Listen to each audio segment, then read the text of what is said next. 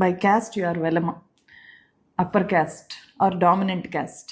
BC వాదాన్ని ఎత్తుకోవడం వెనుక మిమ్మల్ని మీరు డీకాస్టిఫై చేసుకున్న వ్యక్తిగా అనుకుంటున్నారా? ఇండియాలో కాస్ట్ సిస్టమ్ పోవాలంటే మరి మనమన్నా అంబేద్కర్ కావాలి, లేకపోతే ఇంకో అంబేద్కర్ అన్న పుట్టాలని నేను అనుకుంటున్నాను.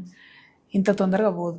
మనం ఎన్ని మాట్లాడినా మళ్ళా పెళ్లి సంబంధాలు చూసేటప్పటికి మన కాస్ట్ అమ్మాయి కావాలి, మన కాస్ట్ అబ్బాయి కావాలి అనేటటువంటి ఒక ఆలోచన ప్రతి ఒక్కరికి ఇప్పటికి కూడా అట్లీస్ట్ 70-80% మెంబర్స్కి ఇప్పటికి కూడా ఉంది. ఆ కాస్ట్ అనే రియాలిటీ బేస్డ్గా మన సమాజం నడుస్తున్నది, టోటల్ సమాజం.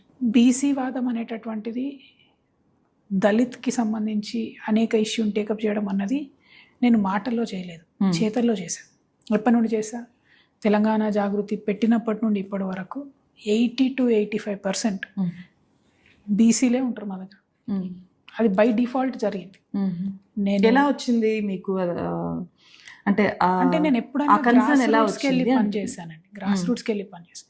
గ్రాస్ రూట్స్కి వెళ్ళి పనిచేసినప్పుడు నాయకులను చూస్తా కానీ నేను కులంని చూడలేదు. బై డిఫాల్ట్ తన ప్రజల కోసం కొట్లాడే నాయకులు ఇద్దరు దళిత్స్ అయి ఉన్నారు, లేకపోతే బీసీలు అయి ఉన్నారు. తక్కువ శాతం అప్పర్ కాస్ట్లు ఇష్యూస్ బేస్ మీద ఫైట్ చేస్తున్నారు. మనం అప్పుడు తెలంగాణ ఉద్యమంలో కూడా మేము జాతి కోసం కొట్లాడాం, తెలంగాణ జాతి కోసం.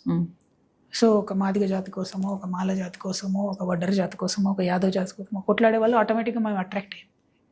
అట్లా జాగృతికి వచ్చారు. అస్తిత్వవాద పోరాటాలు, అనేక రకాల అస్తిత్వవాదాలు ఉంటాయి. అట్లా చాలా మంది మా దగ్గర ఉన్న వాళ్ళందరూ కూడా ఇప్పుడు మీరు జాగృతిలో మీరు ఎవరైనా చూసుకోండి, ఎవరు కూడా పిహెచ్డి స్కాలర్ కన్నా తక్కువ వాళ్ళు ఉండరు. చదువుకొని వెల్ ఇన్ఫార్మ్డ్ ఉండి తన జాతి కోసం కొట్లాడాలని ఉద్యోగాలు వదిలిపెట్టి పట్టుబట్టి వచ్చిన వాళ్ళే ఉంటారు మా దగ్గర. అందుకే 18-20 ఏళ్లలో 2-3 పోయినరు తప్పితే ఎవరు కూడా పోలే.